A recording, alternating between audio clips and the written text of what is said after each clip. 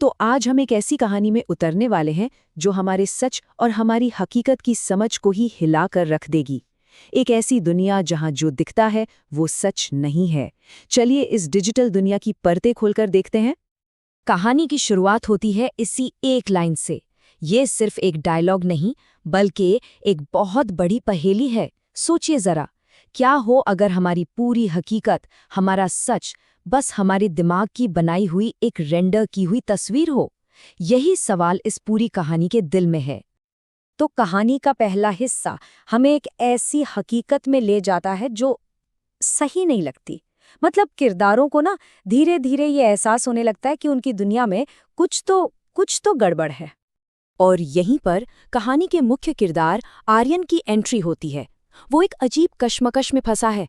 उसे पता है कि ये दुनिया नकली है, इसे रिप्लेस किया गया है, पर मुश्किल ये है कि उसका अपना दिमाग ही इस झूठ को सच मान बैठा है। ये एक ऐसी लड़ाई है जो वो खुद से ही लड़ रहा है। तो सवाल ये उठता है कि तब क्या होता है जब किसी को अपनी ही आंखों देखी पर यकीन न रहे, है ना? जब जो कुछ महसूस हो रहा है वो सब झूठा लगने लगे, तो फिर सच की परिभाषा क्या बचती है? और इस उलझन को और गहरा बनाने के लिए आता है समीर का ये आइडिया। वो कहता है, ठीक है, फिजिक्स के नियम तो अटल होते हम सब मानते हैं, पर सोचो अगर ये नियम किसी कंप्यूटर का इंस्ट्रक्शन मैनुअल हुए तो? मतलब ये तो कोड हुआ जिसे बदला भी जा सकता है, तोड़ा भी जा सकता है। तो अब सवाल ये है कि ये सब हो कैसे रहा है? इस नकली दुनिया के पीछे की मशीनरी क्या है? चलिए अब पर्दा उठाते हैं इस 850 साल लंबे सपने के सच से। और इसका जवाब है R² सिस्टम। देखिए, ये कोई मामूली टेक्नोलॉजी नहीं है, ये एक बहुत ही एडवांस्ड सिम्युलेटेड रियलिटी है। इसे तब बनाया गया था जब एक बहुत बड़ी तबाही के बाद असल दुनिया रहने लायक ही नहीं बची थी। तो पूरी इंसानियत की चेतना को बचाने के लिए उन्हें ये डिजिटल घर दिया गया। लेकिन इस सिस्टम की सबसे सबसे हैरान करने वाली बात जानते हैं क्या है? वो है समय। बाहर की असली दुनिया में अगर सिर्फ 1 साल गुजरता है, तो इस सिम्युलेशन के अंदर पूरे 850 साल बीत जाते हैं। सोच सकते हैं, 850 साल। 850 साल, ये सिर्फ एक नंबर नहीं है, इसका वजन महसूस कीजिए।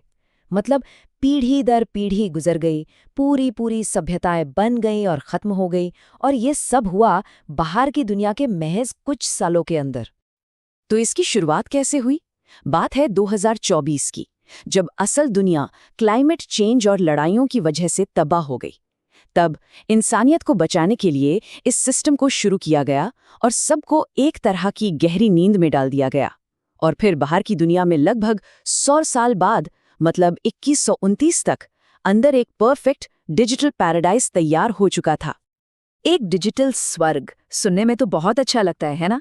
पर क्या ये वाकई स्वर्ग है या फिर कुछ और? चलिए अब इस डिजिटल दुनिया के डरावने सच को देखते हैं।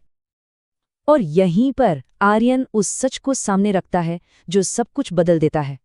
वो समीर से कहता है कि हमने कोई तरक्की नहीं की, हम आगे नहीं बढ़े हैं, हमने तो खुद को सदियों के लिए एक डेटा लूप में कैद कर लिया है। एक जेल, बस वो जिसे वो अपना घर, अपना स्वर्ग समझ रहे थे, वो असल में एक जेल थी। एक ऐसी डिजिटल जेल जिसकी दीवारें कोड की बनी थी और ताले, वो तो उनके अपने दिमाग थे। तो ये डेटा लूप आखिर है क्या? इसे ऐसे समझिए, जैसे किसी वीडियो गेम में कोई कैरेक्टर एक ही लेवल पर बार बार फंसा रह जाए। उसे लगता है कि वो आगे बढ़ रहा है, पर असल में वो बस गोल गोल घूम रहा है, एक ही लूप में। कोई असली प्रोग्रेस नहीं और भागने का तो कोई रास्ता ही नहीं। तो अब कहानी पहुंचती है अपने क्लाइमैक्स पर। जब ये सपना टूटेगा तो क्या होगा? जागने के बाद की दुनिया कैसी होगी? और फिर अचानक सब कुछ बिखरने लगता है। पूरे सिस्टम में केओस फैल जाता है। डिजिटल दुनिया खत्म हो रही है।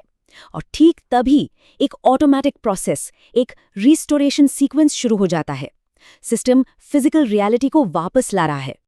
और तभी सिस्टम की एक ठंडी, बेजान आवाज आती है, फिजिकल रियलिटी को रिस्टोर किया जा रहा है। जागो, सब्जेक्ट 01। बस, और इसी एक कमांड के साथ 850 साल लंबा सपना खत्म। आर्यन अपनी आंखें खोलता है। वो एक पॉड के अंदर है। लैब की तेज रोशनी उसकी आंखों में चुभती है और फिर अचानक सब कुछ घना अंधेरा, पिच ब्लैक। तो आखिर में बस एक सवाल रह जाता है, कोई कैसे जागेगा जब उसका पूरा सपना अब इतिहास बन चुका है, जब वो दुनिया जिसे उसने पीछे छोड़ा था अब वैसी रही ही नहीं। इसका जवाब ये कहानी नहीं देती। ये सवाल हम सबके लिए है।